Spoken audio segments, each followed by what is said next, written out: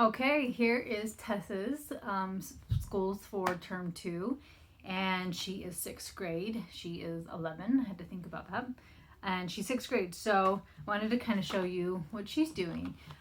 There's a beauty finding balance of what they're capable of and what they can do, and pushing a kid who may be really more academic, like giving them more than they, like as much as they can handle, and push them, pulling back when it's too much and overwhelming and they're starting to hate learning. So there's a beautiful balance, and really getting to know your kid, seeing them, understanding them, to be able to know what you can and cannot do to help them reach their potential.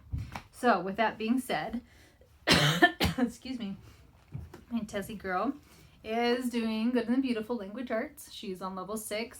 That seems very appropriate for her. And with it, they have, I didn't grab it. With level 6, you read Little Lord Fauntleroy. Probably said that wrong. Absolutely beautiful book. So cute. So that is kind of goes with the Language Arts level 6 course. So she's reading both of those. She's still plugging away on Les Mis. I can't believe they're still going. But Josh and Tess are both reading this. It looks like she is about halfway. And it's so funny because it'll be like good parts. And now we're back to stupid parts. And now we're back to a really good part. Now we're back to boring parts. So I'm proud of them for pushing through, because this is quite the book. For her scriptures, she is studying the New Testament, and she's just reading the Bible. Math, teaching textbooks. All my kids are doing Duolingo, and they've been practicing Spanish. And then so biography. So I like to try to make it, their biography and history match up a little bit more.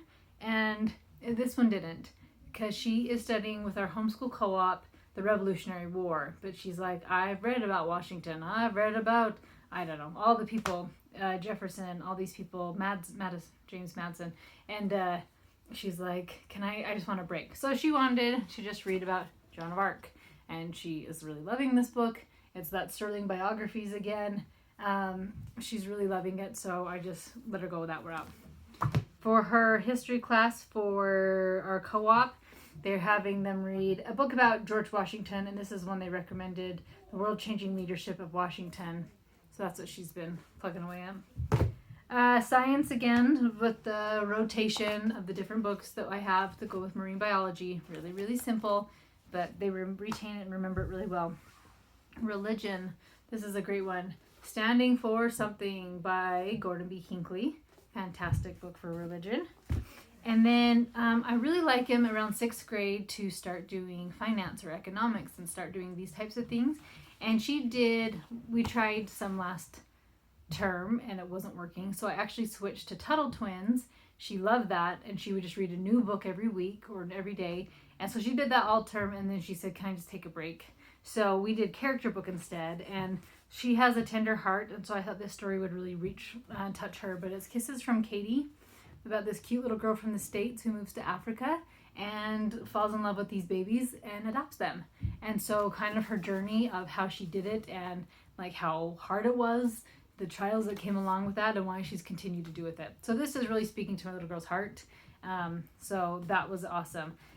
I have read it before. It did not speak to my heart quite like it does to her, but she is way more sensitive than I am. And so she is just loving this book. It's a good message. It just wasn't my favorite book. So that is Tessa's. Yeah, that was simple enough. In the next video will be Joshy's.